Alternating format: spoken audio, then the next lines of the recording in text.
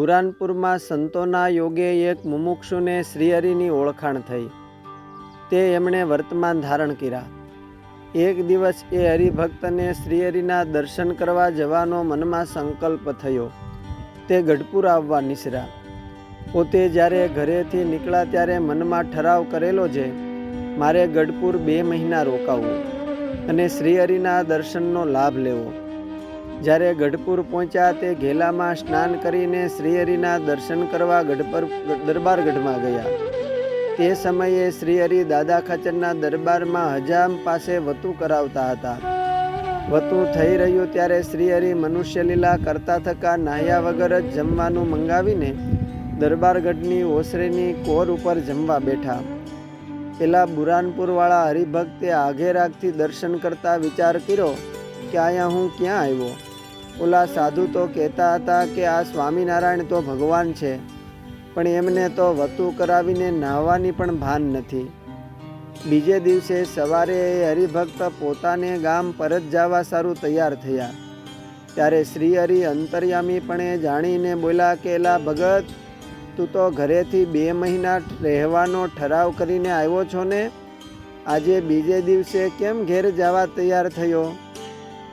ત્યારે તે ભક્ત બોલ્યા કે અમે તો સંસારી માણા, તે અમારે તો અનેક કામ હોય, હું તો આજે ઘેર જઈશ. શ્રીજી મહારાજ મંદ હસ્યા અને બોલ્યા કે હમણાં 2 ઘડી બેસો, પછી તમે નિરાતે જાજો. એમ કહીને એને સમાધિ કરાવી. સમાધિમાં દર્શન દેતા શ્રીહરિ આગળ ચાલ્યા અને એ ભક્ત પાછળ ચાલ્યા. તે માર્ગમાં ગોલકાદિક ધામ વગેરે દેખાડ્યા.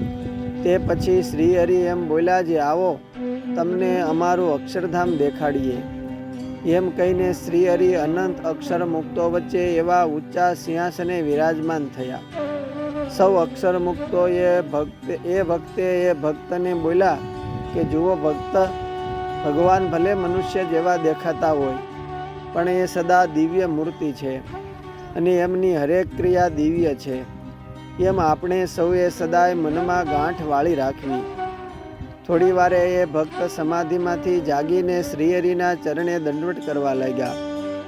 એ ભક્તને સમાધિના દિવ્ય દર્શન થકી અને અક્ષર મુક્તોએ કરાવેલ દ્રઢ નિશ્ચયથી મનમાં શ્રીહરિના ભગવાનપણાની ગાંઠ વળી ગઈ.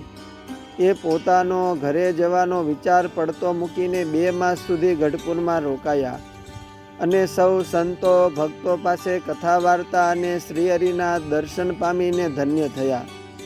સત્સંગી જીવનમાં પણ કહ્યું છે કે દિવ્ય કૃષ્ણસ્ય રૂપમ ભવતિ ચ સતતમ તસ્ય લોકોપી દિવ્ય.